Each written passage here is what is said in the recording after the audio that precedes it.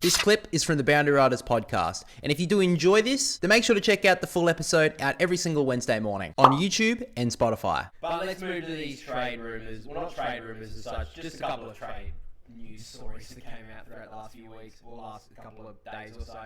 First of all, a couple of requests have been made. Sam Draper has requested a move from Essendon. Hasn't chosen a club yet. A lot of news was coming out saying he's going to pick Brisbane, but he hasn't officially said that he wants to go to the Lions. Essendon haven't said it. I think he will go to Brisbane, but it's interesting that he hasn't made that call. Do you think it's because both of them are still in finals, or do you think that shouldn't matter? I mean, Australian picked the Brisbane Lions pretty quick. Well, yeah, but I don't know. Maybe he's put more integrity. I don't know. I don't think so. I think that he'll probably.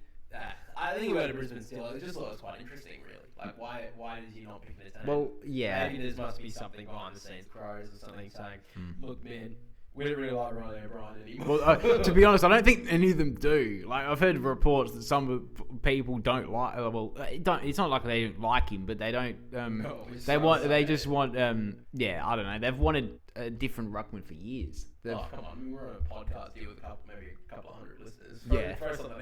Oh throw yeah, a random rumor. Yeah, why not? Yeah, I mean, I heard that Riley O'Brien's secretly real stuck-up guy. Yeah. Yeah, I think he's Axel smart all the time. Yeah, like me right now.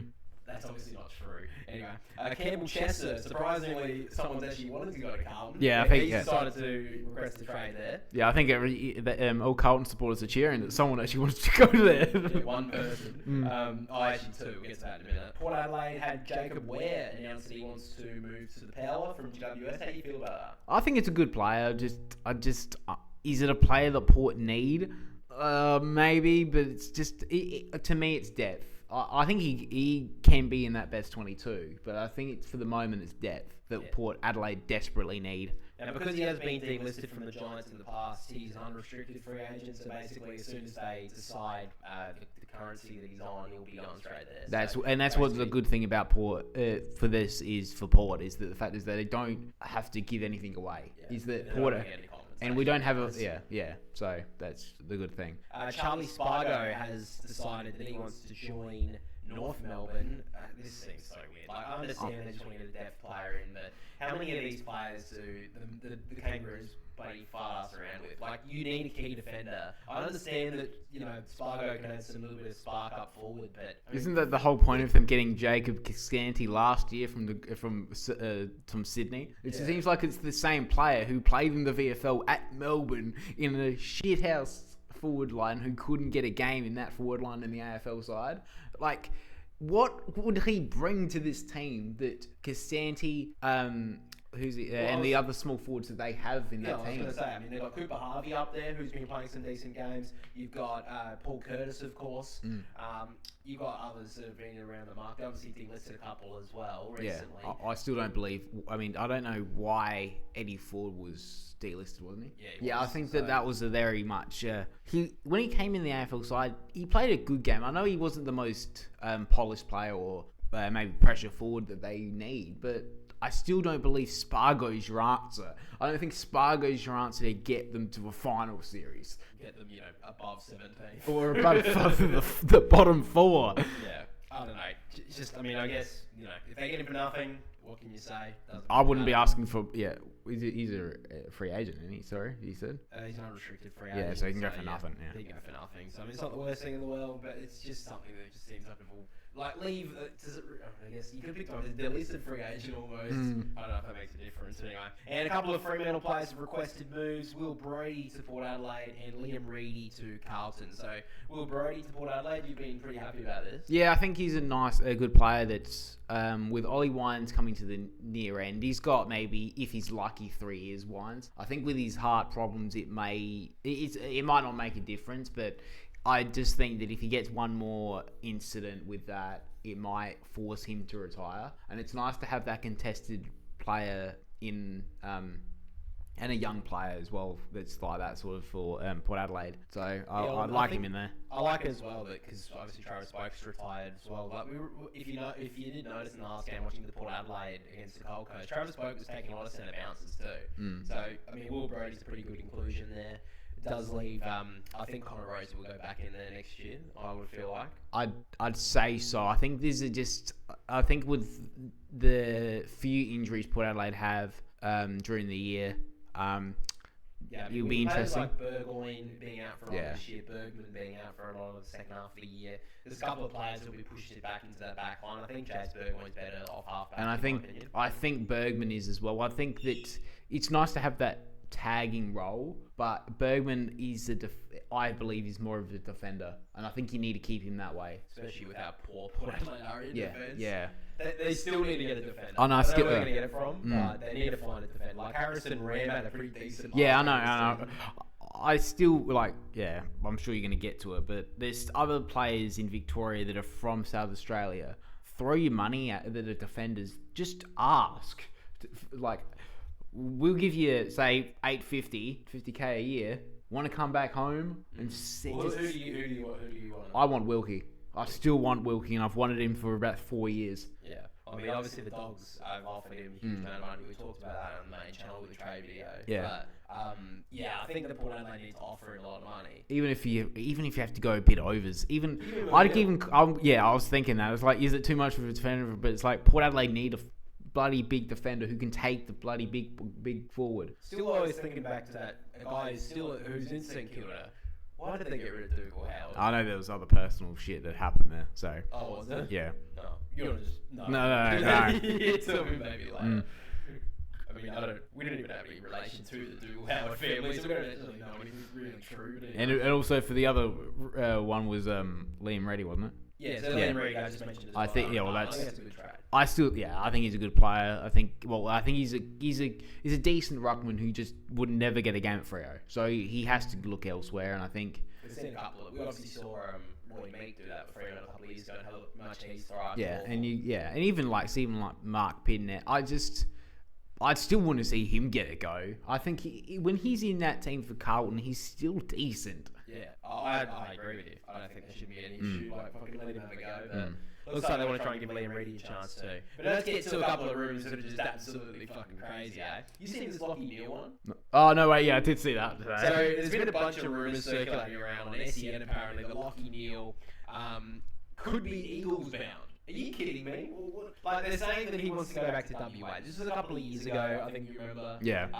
There was some rumours circulating regarding him wanting to go back to WA to raise his kids and stuff, and he didn't want to be in Brisbane, but that quickly was squashed. I think he re-signed. I think it was like 3 or 4 days later, wasn't it? Yeah, he re-signed, yeah. He re-signed. Now apparently Fremantle aren't really in the market for him, and West Coast would be a potential chance. Now look, I mean, he's got his premiership at Brisbane. Maybe get a bit of money out of the Eagles, but that's your. The only reason that there may be truth to it is the fact is that Harley Reid signed for West Coast, and they've promised him that they'll give him some cattle and some teammates that will actually play for it, that will play for the Eagles. I mean, they just re-signed Tim Kelly. I mean, why would they do that?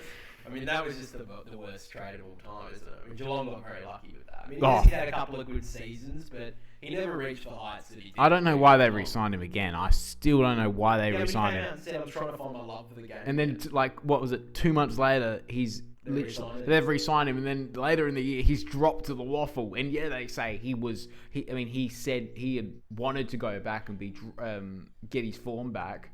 I don't think any AFL players gone to a coach and said, I want to play VFL football. Yeah, I want to play waffle. I want to play waffle. Oh, yeah, sorry. I want to play waffle football. I'm sorry, bro. There's no fucking way. But now to the rumour that's just so true. Zach Merrett to Hawthorn. So, I don't know. Look, I feel like at first I was like, this is fucking ridiculous. But then all of a sudden they're like, he's met with Sam Mitchell. And we know that's not a good move. You know, you're at least getting to mains with Sam Mitchell. You've had your entree, you get your little amuse bouche, you know, you're not a dessert, but he's definitely going to get you to main and having a good talk with you. And the thing is that we saw this earlier in the year with Oscar Allen. Like like I said, he's not going to get you to dessert. He's not going to full on pay the check, but he's going to get you to the main course. Yeah. I mean, I feel like this is no way. There's no way that the captain of Essendon is going to leave. But would it be? Is it surprising that it's not a bigger story? Like, it should be like your captain who hasn't seen that your club who haven't seen a finals win in 20 plus years, is leaving. Your captain. He's not. I don't know if he's leaving. What's the Well, sorry, he's on the verge of looking at other clubs and talking to other teams, and on the verge of maybe going. I think if it does happen, I think it would be fucking huge. It would be terrible for fucking Essendon. Like, they're losing their best ruckman. They don't really have any other ruckman on the horizon. That means Goldstein keeps going. Goldstein keeps going, probably. They're going to have to fucking wheel him out in a wheelchair at Marvel Stadium in round 1, which is just going to be horrendous. But it just completely just derails Essendon, I think. I mean, we've been talking a lot about this year about, like, they've had so many injuries, but there's depth there. There's young kids around. Yeah. There's guys there that we could actually use. But if Zach Merrett goes, that's just straight down the shitter. Yeah, like when he had that role change halfway during the year, and I don't know where he was playing, but he wasn't playing the midfield role that he absolutely dominates at. Yeah. It's amazing what would it look like with him not even in the team in that side. Yeah, I mean, Nick Martin, I couldn't imagine is going to be there round 1 with his ACL he did mid-year. We saw Will Setterfield out of that team. So, I mean, they do have some players that would come back in that midfield and be a little bit okay. But what happens if Zach Merrett does leave is they just lose majority of the midfield that they could build with some kids, and they're not really been linked to a lot of kids on a lot of talent on the horizon. They were linked to Harley Reid at times, but that obviously doesn't matter now. They weren't linked to any other big players either. Maybe Zach Bailey was the one they were talking about, but he's a different player. Yeah, Zach Bailey. I don't know about that one. That seems a bit weird. Like the amount of money they offer him, like as a forward. I think that's fine as a forward, but he thrives so well because the Brisbane midfield get it to him. Yeah. I don't know. But yeah, those are a couple of massive trade rumours that are a bit. How you doing, Jesse Motlop to Port Adelaide? How do you feel about that? Bag of chips. I'd be happy to give away for that one. Like, I just think, like, I don't care what anybody says. Like, it's the romance of the Motlop coming to Port Adelaide. I think you can't give up any more than a third rounder at least. For maybe a fourth. Like, I'm being serious. Like, we will give up. Like, I don't know why the hell Port would want him. He's not. I'd rather put my faith in bloody Joe Barry in a second year than bloody Motlop. Jesus Christ. So you don't see. I think there's a statistic that was floating around earlier in the year about how he has the same amount of goals as Eddie Betts at the same time of his career. You don't think this? I mean, I've never.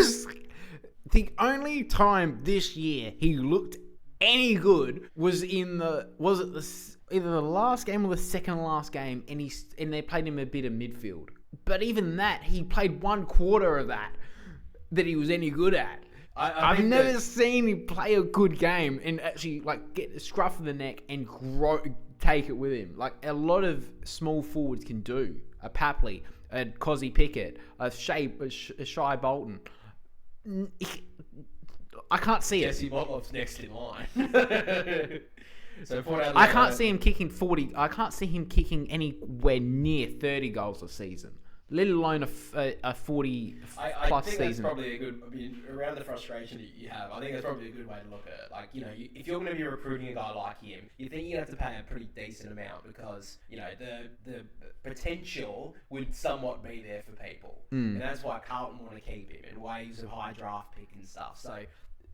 Is he going to bring you 40 goals in a season? He has not shown that for me. I can't see it happening. If you're going to want to bring him to the club, you're going to want him to do that. He's not going to be able to do it. Yeah. And he's not. Is he going to be maybe a Brian Myers type? You think he's going to set up for you all the time? He's not. I don't think he's that good a user. So that's not his role. Maybe as like a second string small forward, But is that what you really want to pay? You're going to have to pay. Probably a second round pick at the lowest for him. That's what Carlton will want. Well, yeah, but you look at last year. Carlton lost Matt Owies and put all the faith in the world in Jesse Motlop. And he flopped. Yeah. He did bugger all this year for Carlton. And when they needed a pressure forward and they needed someone to kick goals as a small forward, it didn't happen until the last month of the season and Francis Evans did it.